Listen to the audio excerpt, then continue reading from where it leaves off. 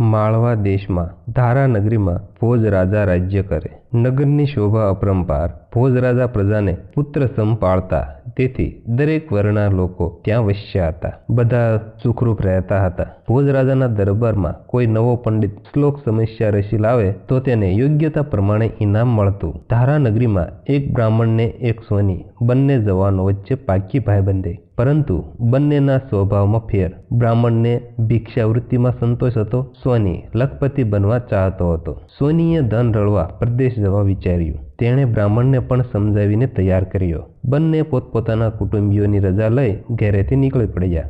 બંને ભાઈબંધો ફરતા ફરતા કનકપુર નગરમાં આવ્યા. આ નગરના લોકો સુખી અને શોખીન હતા. તેથી સારી કમાણી થશે એમ ધારી સોનીએ બજારમાં સોનાની ગાંઠ કડવાની દુકાન નાખી. બ્રાહ્મણ શાસ્ત્રો ભણેલો હતો, તેથી તેને રાજાના કુંવરને ભણાવવાનું કામ મળી ગયું. બંને વર્ષના ગાળામાં બંને ભાઈબંધો ખૂબ કમાયા. અહીં પણ બંને રોજ મળતા અને સાથે જ હરતા ફરતા. 12 વર્ષે સોનીને પોતાનું ઘર સાંભળ્યું અને તે બધો ધંધો સંકેલીને વતન જવા તૈયાર થયો. તેણે બ્રાહ્મણને સાથે આવવાનું કહ્યું, પણ રાજાની નોકરી છોડી તેનાથી જવાય તેમ નહોતું. છતાં તેણે રાજાને વાત કરી તો રાજાએ કહ્યું, હે ભૂદેવ, તમે અહીં રહીને ઘણું કમાશો, માટે જવાનો વિચાર માંડી વાળો અને તમારા કુટુંબીઓને થોડુંક ધન મોકલી આપો, જેથી બધા ખાશે પીશે ને મોજ કરશે. તમે અહીં રોકાઈ જાઓ, તેના બદલામાં હું તમને 4 કિંમતી રત્નો આપું છું. તે તમે તમારા સોની મિત્ર સાથે તમારા ઘેર મોકલી દો. તે ત્યાં રત્ન આપશે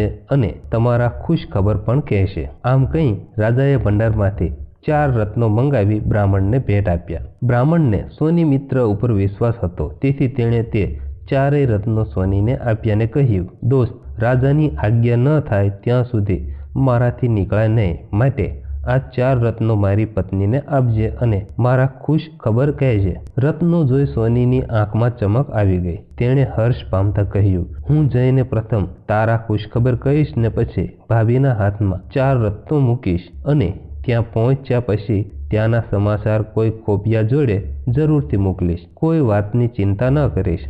સોની ત્યાંથી નીકળી કેટલાક દિવસે વતનમાં પોતાને ઘેર પહોંચ્યો. તેની દાનત પેલા 4 રત્ન પર બગડી હતી અને તે માટે તેણે એક યુક્તિ પણ વિચારી લીધી હતી. આ સોનીને 5 પુરાણા મિત્રો હતા. તેમને ઘેર બોલાવી મિષ્ટાન જમાડી 5 સોના મોહરો બક્ષિસ આપી અને કહ્યું, દોસ્તો, તમારે મારા વતી એટલી સાક્ષી પુરાવાની છે કે સોનીએ બ્રાહ્મણને 4 રત્નો અમારી હાજરીમાં જ આપ્યા હતા. 5 જણા તેમ કહેવાનું વચન આપી રસ્તે પડી ગયા. બીજે દિવસે દગાબાજ સોની પેલા 5 જણાને સાથે લઈ તેના બ્રાહ્મણ મિત્રના ઘેર ગયો અને બ્રાહ્મણીને રામ રામ કહી તેના પતિની કુશળતાના સમાચાર આપ્યા. પછી પેલા 4 અમૂલ્ય રત્નોને બદલે 4 હુણ એટલે એક પ્રકારના સિક્કા આપતા કહ્યું, ભાભી, મારા મિત્રએ તમારા ઘર ખર્ચ માટે આ 4 હુણ મોકલ્યા છે. તે તમને આ 5 જણાની હાજરીમાં આપું છું. ભલી બ્રાહ્મણીને સોનીના મનમાં મેલની શું ખબર. તેણીએ તો 4 સિક્કા ખુશીથી લઈ લીધા અને તેનો આભાર માન્યો. આ બાજુ જ્યારે રાજાનો કુંવર બધા શાસ્ત્રો ભણી ગયો ત્યારે બ્રાહ્મણે રાજા પાસે વતન જવાની રજા લીધી. પછી કુંવરને આશીર્વાદ આપી ખભે જોળી લટકાવી પોતાના વતન જવા નીકળી પડ્યો. તેણે આજ દિન સુધી જે કમાણી કરી હતી તેનું સોનું ખરીદી તેણે એક ચિંદરડીએ બાંધી પાઘડીમાં સંતાડી દીધું હતું. તેને ખુશી એ વાતની હતી કે અગાઉ રાજાએ તેને જે 4 રત્નો આપ્યા હતા તે દરેક 1 લાખની કિંમતના હતા અને તે સોની મિત્ર મારફત ક્યારનાય તેની પત્ની પાસે પહોંચી ગયા હતા. આ ખુશીમાં તે ખૂબ જ ઝડપથી પોતાના ઘેર પહોંચી ગયો. સોનીને તેનો બ્રાહ્મણ મિત્ર આવ્યાની ખબર પડી, તેથી તે તેને મળવા આવ્યો. પરંતુ બ્રાહ્મણને તેના ઉપર સંપૂર્ણ વિશ્વાસ હતો, તેથી રત્નો વિશે કંઈ પૂછપરછ કરી ન હતી. સાંજે વાળું કરી રહ્યા પછી બ્રાહ્મણે બ્રાહ્મણીને કહ્યું, પેલા 4 રત્નો જે સોની મિત્ર સાથે મોકલેલા તે ઘરમાં સંતાડીને રાખ્યા છે ને? શું કર્યું છે તેનું? બ્રાહ્મણી તો રત્નોની વાત સાંભળી ચોંકી ગઈ. તેણે કહ્યું, તમારા મિત્રે 4 રત્નો નહીં પણ 4 હુણ એટલે કે સિક્કા આપ્યા હતા. તમારું મગજ ઠેકાણે તો છે ને? બ્રાહ્મણે આ સાંભળી ઘણો આઘાત લાગ્યો. તેને ખાતરી થઈ ગઈ કે તેના સોની મિત્રે તેને દગો કર્યો છે. તે બીજે દિવસે સોની મિત્રને પૂછવા ગયો તો સોનીએ સમય વર્તીને પેલા સાક્ષીઓને બોલાવ્યા. જ્યારે બ્રાહ્મણે સોનીને રત્નો વિશે પૂછ્યું ત્યારે તેણે કહ્યું, મારી પાસે ક્યાં રત્નો હતા? તે જે 4 સિક્કા આપ્યા હતા તે મેં પંચની રૂબરૂમાં તારી પત્નીને આપી દીધા છે. બ્રાહ્મણ રડવા જેવો થઈ ગયો. તે સીધો રાજ દરબારમાં ગયો ને સોની વિશે ફરિયાદ કરી. પરંતુ સોનીએ 5 સાક્ષી રજૂ કર્યા એટલે સોની નિર્દોષ ઠર્યો. ઉલટું રાજાએ ભલા બ્રાહ્મણને દોષિત ઠરાવીને તેને રાજ્ય છોડી જવાની સજા કરી. બ્રાહ્મણ અને બ્રાહ્મણી ઘર વખરી લઈને આંસુ સારતા બીજા રાજ્ય જવા નીકળી પડ્યા. નગર બહાર એક ટેકરો હતો. તેના પર એક ગોવાળિયો રોજ 18 વર્ણના છોકરાઓને ભેગા કરી તેઓની સાથે જાત જાતની રમત રમતો હતો. બંને જણા ટેકરા આગળ આવ્યા ત્યારે ગોવાળિયો તેના મિત્રો સાથે રાજા પ્રજાની રમત રમતો હતો. ગોવાળિયો રાજાની જેમ દમામથી ટેકરા પર બેઠો હતો અને તેના સાથીઓ પ્રજાજન બની તેના આગળ ફરિયાદ કરતા હતા અને ગોવાળિયો ન્યાય ચૂકવતો હતો. બ્રાહ્મણ બ્રાહ્મણીની આંખોમાંથી આંસુ સરી રહ્યા હતા. તે જોઈ એક છોકરાએ ગોવાળિયા રાજાને કહ્યું, હે રાજા, આપણા રાજ્યમાં કોઈ દુઃખી ન હોવું જોઈએ. જ્યારે આ 2 જણા દુઃખી લાગે છે માટે તેઓને બોલાવી તેમનું દુઃખ દૂર કરો. ગોવાળ રાજાએ બ્રાહ્મણ બ્રાહ્મણીને પોતાની સમક્ષ બોલાવ્યા અને શું દુઃખ છે તે પૂછ્યું તો બ્રાહ્મણે સોનીએ કરેલી દગાની વાત કરી.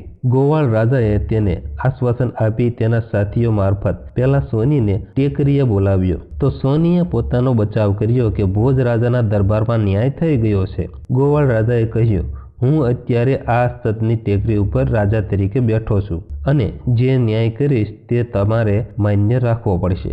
એમ કહી તેણે સોનીને કહ્યું, આ બ્રાહ્મણે તમને 4 રત્નો આપ્યા હતા તે ક્યાં છે? સોનીએ કહ્યું, બ્રાહ્મણે મને 4 રત્નો આપેલા તે રત્નો મેં પંચની રૂબરૂમાં તેની પત્નીને આપ્યા છે. તમારે ખાતરી કરવી હોય તો 5 સાક્ષીઓ બોલાવી લાવું. ગોવાળ રાજાએ સંમતિ આપી એટલે સોની તેના 5 મિત્રો જેમણે રાજ દરબારમાં સાક્ષી આપી હતી તેમને બોલાવી લાવ્યો. તેણે બધાને શીખવી રાખ્યું હતું કે અમારી હાજરીમાં 4 રત્નો બ્રાહ્મણીને આપેલા છે તેમ કહેવાનું છે. ગોવાળિયો જે ટેકરી પર બેઠો હતો તે ચમત્કારિક ટેકરી હતી એટલે તેનામાં આપોઆપ અક્કલ આવી ગઈ અને તેના મનમાં વસી ગયું કે જરૂર સોનીએ દગો કર્યો છે. તેણે 5 સાક્ષીઓને પોતાની સાથે હારબંધ ઉભા રાખી તેમના એક જણને પાસે બોલાવી પૂછ્યું, તમારી હાજરીમાં બ્રાહ્મણીને રત્નો આપ્યા છે તો મને બતાવો રત્નનો આકાર કેવો હતો? પહેલાએ ગોળ આકાર કહ્યો, બીજાને પૂછતા તેણે ચોરસ આકાર કહ્યો, ત્રીજાએ ત્રિકોણ આકાર કહ્યો, ચોથાને રત્નનું કદ પૂછ્યું તો તેણે જામફળ જેવું કદ બતાવ્યું અને 5માએ લંબ ગોળાકાર કહ્યો. પછી એ 5 જણાને સોની પાસે ઊભા રખાવ્યા અને તેના સાથીઓને ઈશારો કર્યો કે તેઓને ઘેરીને ઊભા રહે. બ્રાહ્મણ બ્રાહ્મણી તો ગોવાળ રાજાની આ હિંમત જોઈ આશ્ચર્યમાં પડી ગયા હતા. ગોવાળ રાજાએ હવે કડકાઈથી સોનીને કહ્યું, તમે આ ભલા બ્રાહ્મણના કિંમતી 4 રત્નો પચાવી પાડ્યા છે તે ઝટ તેને સોંપી દો, નહીંતર તમો 6 જણાના હાડકા ખોખરા કરી નાખીશ. ગોવાળિયાના સાથીઓ હાથમાં કડિયાળી ડાંગ લઈને ઊભા હતા એટલે મારના ભયથી કે ગમે તે કારણથી સોનીએ રત્નો લીધાનું કબૂલ્યું અને તે લાવીને સુપ્રત કરી દીધા. આમ સત્યનો જય થયો. આ સમાચાર નગરમાં ફરી વળતા ચમત્કારિક ટેકરીનો મહિમા ખૂબ જ વધી ગયો. રાજા ભોજને આ વાતની ખબર પડતા તેમણે વિચાર્યું કે ગોવાળે ન્યાય કર્યો તેથી ગોવાળ બુદ્ધિવંત છે એમ નથી, પરંતુ તેણે જે ટેકરી પર બેસીને ન્યાય તોળ્યો તે ટેકરી ચમત્કારિક છે એમ વિચારી ભોજ રાજાએ તે ટેકરી ખોદાવી નાખવા પ્રધાનજીને હુકમ કર્યો. પ્રધાને તાબડતોડ ટેકરી ખોદાવી તો તેમાં એક ભવ્ય ચમત્કારિક સિંહાસન જોવા મળ્યું. તેની આસપાસ પ્રકાશ ફેલાયેલો હતો અને મધુરી સુવાસ આવી રહી હતી. નવાઈ પમાડે તેવી વાત એ હતી કે સિંહાસન પર 32 પૂતળીઓ જડેલી હતી. સુંદર વસ્ત્રાલંકારો, આભૂષણો અને વાજિંત્રો સાથે તે પૂતળીઓ અપ્સરાની જેમ શોભી રહી હતી. પ્રધાને રાજ દરબારમાં આ ખબર પહોંચાડી એટલે ભોજ રાજા રાજ દરબારીઓ સહિત ત્યાં ગયા. અવલૌકિક સિંહાસન જોઈ અજાયબ થઈ ગયા. રાજાને સિંહાસન પર બેસવાની ઈચ્છા થઈ. તેમણે તરત જ બ્રાહ્મણોને બોલાવી સિંહાસન પર આરૂઢ થવાનું શુભ મુહૂર્ત જોવડાવ્યું. શુભ મુહૂર્ત આવતા ત્યાં મંગળ વાદ્યો વાગવા માંડ્યા, મંગળ ગીતો ગાવા માંડ્યા અને જ્યાં ભોજ રાજા સિંહાસન ઉપર બેસવા જાય છે ત્યાં સિંહાસનમાંથી એક પુતળી બહાર આવીને બોલી ઉઠી, સબુર રાજા, આ સિંહાસન ઉપર તમે નહીં બેસી શકો. ભોજ રાજા થોભી ગયા અને બોલ્યા, મને રોકનાર તમે કોણ છો અને મને શા માટે રોકો છો? પુતળીએ કહ્યું, ભોજ રાજા, સિંહાસનમાં રહેલી 32 પુતળીઓમાંથી હું પહેલી પુતળી છું. મારું નામ નંદા છે. પુતળીએ કહ્યું, ભોજ રાજા, આ સિંહાસન પર વિક્રમ જેવા રાજા બેસી શકે. ભોજ રાજાએ કહ્યું, આ વિક્રમ રાજા કોણ છે તે મને કહો. નંદા પુતળીએ કહ્યું, આ સિંહાસન પરદુઃખભંજન વિક્રમ રાજાનું છે, જેના નામનો સંવંત ચાલે છે. જે રાજા વિક્રમ રાજા જેવા પરગજુ, પરાક્રમી, ચતુર, 32 લક્ષણો અને સાહસિક હોય તે જ આ સિંહાસન ઉપર બેસી શકે. વિક્રમ રાજાએ વીર વૈતાલને વશ કર્યો હતો. તેણે પ્રાણના ભોગે લોકોને સંકટ મુક્ત કર્યા હતા. ભોજ રાજાએ કહ્યું, હે નંદા પુતળી, મને વિક્રમ રાજાના અદ્ભુત કાર્ય જણાવો. ભોજ રાજાના આગ્રહથી નંદા પુતળીએ હરણની વાર્તા શરૂ કરી. તો મિત્રો, આ હતી 32 પુતળીઓની વાર્તાની શરૂઆત. તથા મિત્રો, જો તમે દેવી સિંહાસનમાં રહેલી 32 પુતળીઓમાંની પહેલી પુતળી